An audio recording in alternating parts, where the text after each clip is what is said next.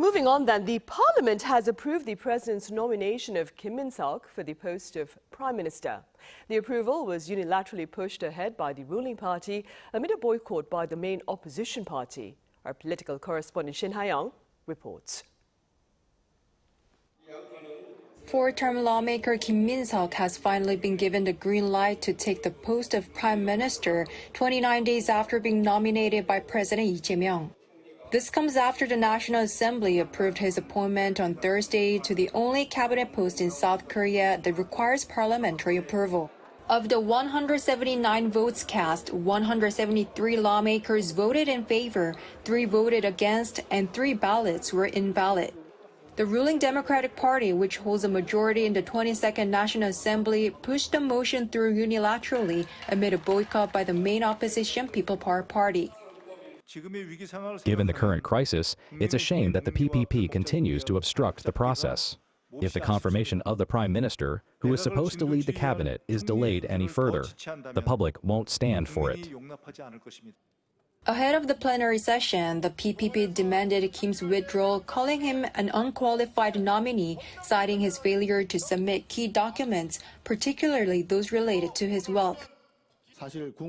There hasn't been a Prime Minister nominee with this many issues before. Once again, we urge President Lee Jae Myung, it's not too late. Withdraw Kim Min-seok's nomination. The presidential office welcomed the approval, saying that it paves the way for Prime Minister Kim to work closely with President Lee and help him run state affairs smoothly. Meanwhile, despite the standoff over Kim's appointment, the parliament passed a revision of the Commercial Act during Thursday's plenary session, following an agreement reached the previous day.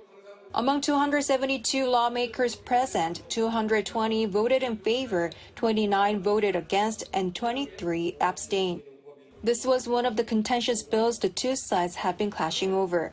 The DP had pushed a revision to the act back in March, but it was vetoed by the previous administration. The revision aims to add the word shareholders to the director's duties from just company. It also introduces the so-called 3% rule, which caps the voting rights of the largest shareholder and related parties at 3% when appointing audit committee members at listed companies. The rule is intended to prevent undue influence and abuse of control by majority shareholders. This marks the first passage of a bill related to the people's livelihoods and the first time the rival parties have reached a bipartisan agreement on legislation since President Lee took office. Shin Ha-young, Arirang News.